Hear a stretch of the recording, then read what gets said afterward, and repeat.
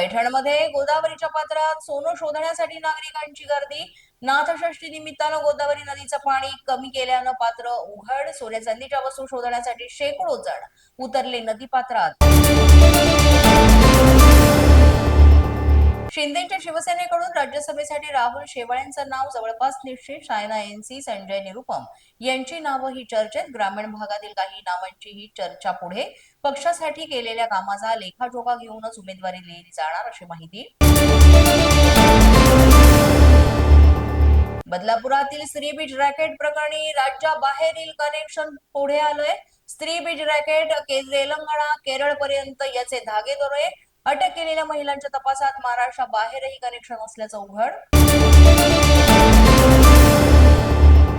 अजित पवारांच्या राष्ट्रवादीकडून राज्यसभेवर अखेर पार्थ पवारांचं नाव.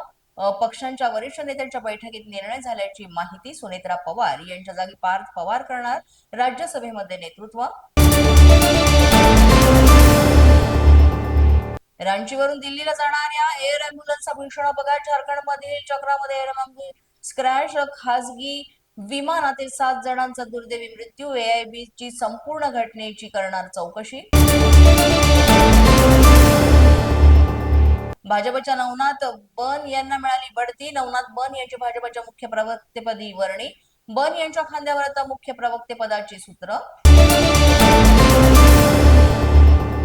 छत्रपती संभाजीनगरच्या पैठणमधील सांगतपुरीत रात्री भीषण अपघात. चालकाचा ताबा सुटल्यानं स्विफ्ट कार कालव्यात कोसळली. पती पत्नीसह त्यांना वाचवण्यासाठी पाण्यात उतरलेला तरुणही बेपत्ता. केंद्र सरकारकडून कांदा निर्यातीच्या सबसिडीमध्ये 50% कपात. कांद्याचे दर आणखी कमी होण्याचा अंदाज व्यक्त. निर्यात खर्च वाढण्याच्या शक्यतेनं निर्यातदारही चिंतेत. लातूर, बीड सह राज्यातील अनेक जिल्ह्यांना अवकाळी पावसाचा तडाखा. पुण्याच्या इंदापुरामध्ये गारांचा पाऊस. अवकाळी पावसामुळे शेतकऱ्यांचं मोठं नुकसान. मध्य महाराष्ट्रासह विदर्भातही अवकाळी पावसाचा अंदाज व्यक्त. राष्ट्रपती द्रौपदी मुर्मू आजपासून 3 दिवसीय महाराष्ट्र दौऱ्यावर.